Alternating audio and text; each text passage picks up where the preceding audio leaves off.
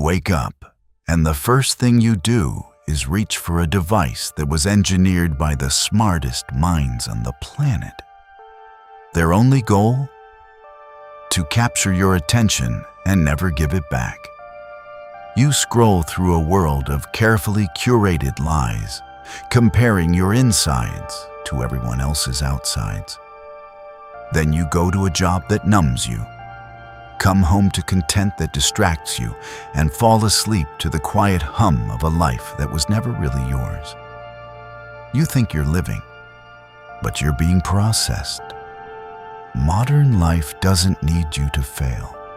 It just needs you to stay weak enough to consume. You've been taught to see comfort as a reward. But comfort is not a reward. Comfort is a drug.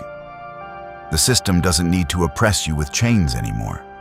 It pacifies you with pleasure. Endless scrolling, endless food, endless distraction. You are not being enslaved. You are being sedated. And a sedated man never picks up his sword. He never fights. He never builds. He never protects. He just consumes and complains. The Apostle Paul wrote to the Romans, "Do not conform to the pattern of this world, but be transformed by the renewing of your mind." The pattern of this world is softness. The pattern is passivity. To break free, you must first see the cage for what it is. A velvet-lined trap designed to make you forget you were ever meant to be free.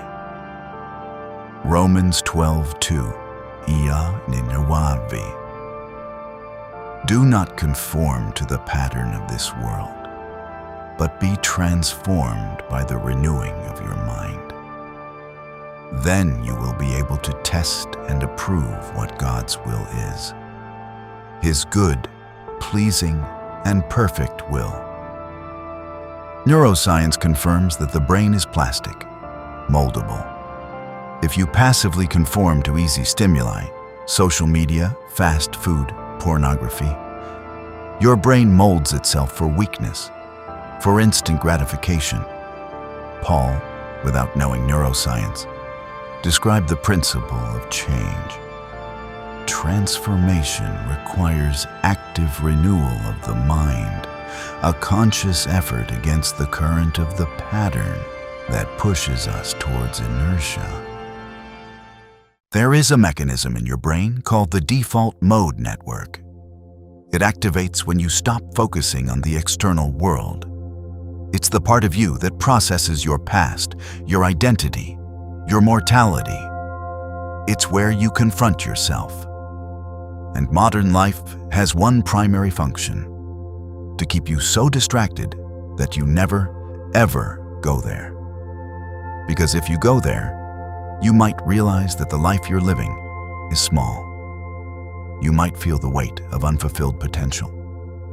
You might hear the voice that asks, "What are you doing with your only life?" The ancients called this the desert, the place you go to be tested, the place you go to find out who you really are. But we have eliminated the desert, and in doing so, we have eliminated the self. You can blame the algorithm.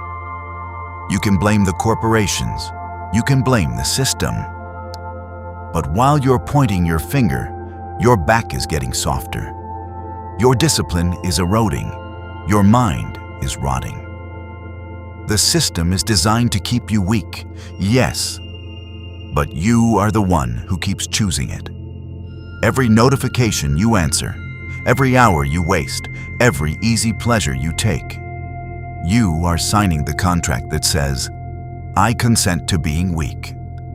The book of Proverbs has a warning about this. It describes a field belonging to a sluggard, overgrown with thorns and nettles, with its wall broken down. The field wasn't attacked, it was neglected. Your life is that field. No one is invading you. You are simply refusing to tend to your own ground. Proverbs 24:30-31, NIV. I went past the field of a sluggard, past the vineyard of someone who has no sense. Thorns had come up everywhere. The ground was covered with weeds, and the stone wall was in ruins. Psychology calls this passive erosion. It's not a great traumatic event that destroys a life, but daily neglect. The wall didn't fall because of an attack. It fell because no one repaired it. Your strength isn't lost in an epic battle. It's drained drop by drop in the small choices of comfort over discipline.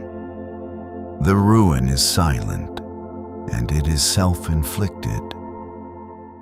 If the system is designed to keep you weak, then freedom is found in choosing what is hard, not for the sake of suffering, but for the sake of strength. You want to escape the matrix? Turn off the notifications. Wake up an hour earlier. Sit in silence until you're uncomfortable. Read something that demands something from you. Lift something heavy.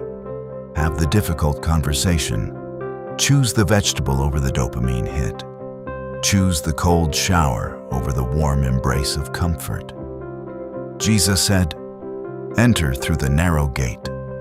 For wide is the gate, and broad is the road that leads to destruction, and many enter through it. But small is the gate, and narrow the road that leads to life, and only a few find it. The wide road is easy. It's downhill. It's paved with pleasure, and it leads to nowhere. The narrow road is hard. It's uphill, and it's the only path that leads to you." The neuroscience of habit formation confirms this. The brain seeks the path of least resistance, the wide one. Strength, discipline, and lasting change require the activation of the prefrontal cortex to consciously choose the difficult path, the narrow one, repeatedly, until it becomes a new neural pathway. The narrow gate is not divine punishment. It is the psychological architecture of growth.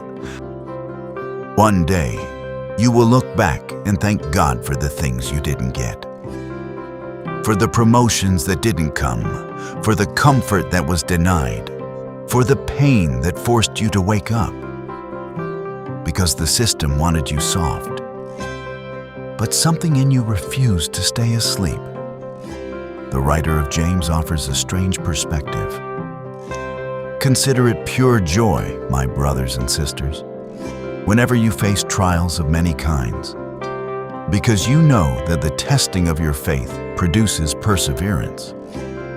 Let perseverance finish its work so that you may be mature and complete, not lacking anything.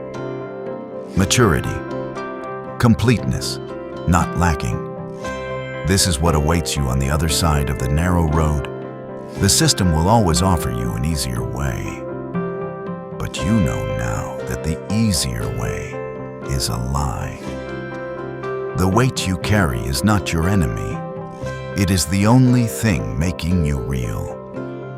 Stand up, choose the hard thing, and become the person the system tried to prevent. Existential psychology calls this post-traumatic growth.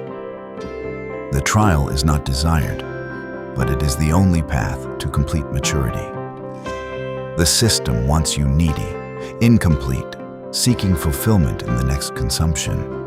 Real life wants you whole, complete, not needing anything external to feel entire. The difference between being processed and being forged lies in your response to the weight.